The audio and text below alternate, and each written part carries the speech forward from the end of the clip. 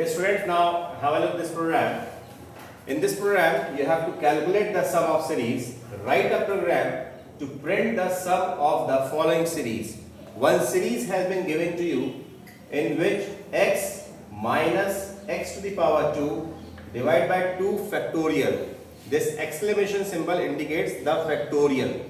You all know about the factorial. Factorial means, for example, if we have to find the factorial of 5. So the natural number will be multiplied up till that number and it can be found as a factorial. For example, 5. So the factorial of 5 can be calculated as 1 multiplied 2 multiplied 3 multiplied 4 multiplied 5, which results you 120. Clear? Now, again now plus, then minus, then plus, up till x to the power n upon n factorial. Here you can see the symbol, the sign is changing continuously. First of all, it is adding x. If it is written x, it means that x to the power 1 upon 1 factorial. Because 1 factorial always gives you 1.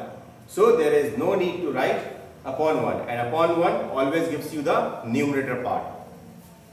The value of x and n must be entered by the user. That means you have to input the value of x and n. And one more thing, one note is there, use single loop only. You don't have to use nested loop. So let's see how we can create this program. First of all, we are creating the class, such as I am giving the series. Then after we are making a function void calculate, such as I am giving the name as calculate, and taking the parameters int x and int n.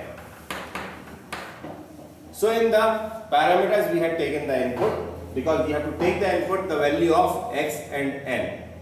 In your board examination, if it is being given to take the input and if it is not based the program on many driven or array, you can take input as parameter only.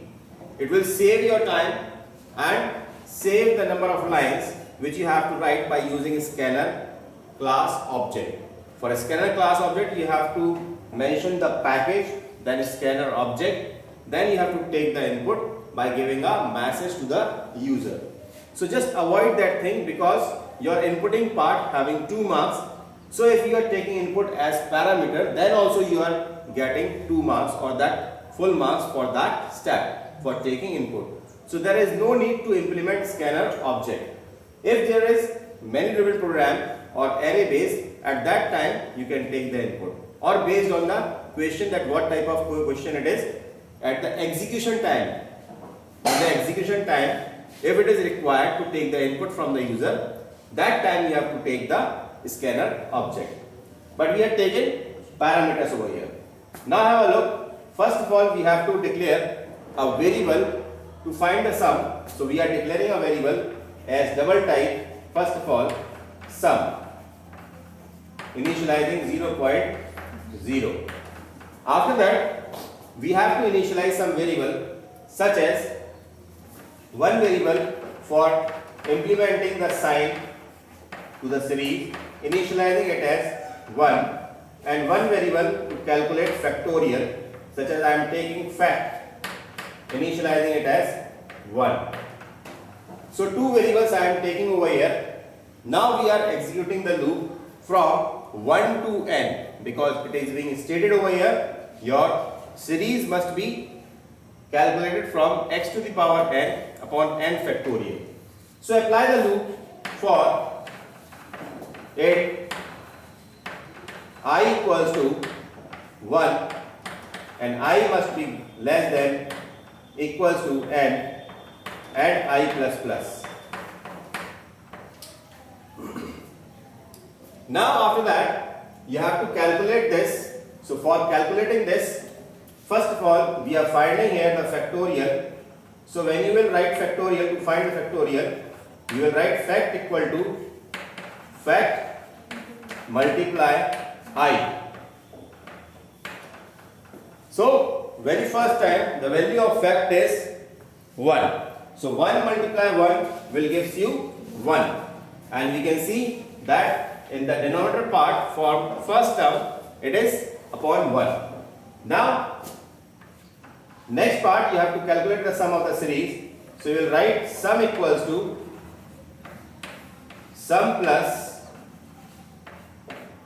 now mat dot power, in the bracket you will write mat dot power x comma I. X comma I because it is giving that x to the power 1, then x to the power 2, x to the power 3, and here I value will update as 1, 2, 3. That's why we are giving x comma I. And upon you have to divide it by factorial. So you will simply apply divide by fact.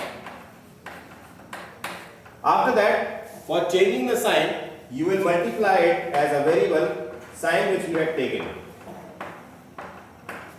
Here it is, multiplied by sign. So the value of sign is very first time is 1. When 1 is being multiplied, the addition part will not get affected over here, but we have to update the sign variable in the next step. So we will write over here sign equals to sign multiply minus 1. So what happens in the sign variable in the next step, that it will update as minus 1 because 1 into minus 1 will give you minus 1. And when the control comes by taking I as 2 or calculating the factorial, so factorial now becomes 2 multiply 1, 2. So the factorial of 2 is 2. And sign is being changed as minus because sign is carrying minus 1 when it is being multiplied. So this symbol plus symbol will changes to negative symbol or negative sign. And when again control moves to the next step, sign equal to sign multiply minus 1. Here minus 1 multiply minus 1 will give you positive 1 or plus 1. Then again I is being updated, now I becomes 3. So 2 multiply 3 will give you 6. So here we know the factorial of 3 is 6. So it is being divided by that factorial of 3. And this process continues up till n terms. So we are closing the loop and at last simply you have to print the sum of series. So you have to implement the logic and make the program as short as possible. Here we had printed the sum of series, closing the function and closing the class. So this is the program to print the series which has been given to you.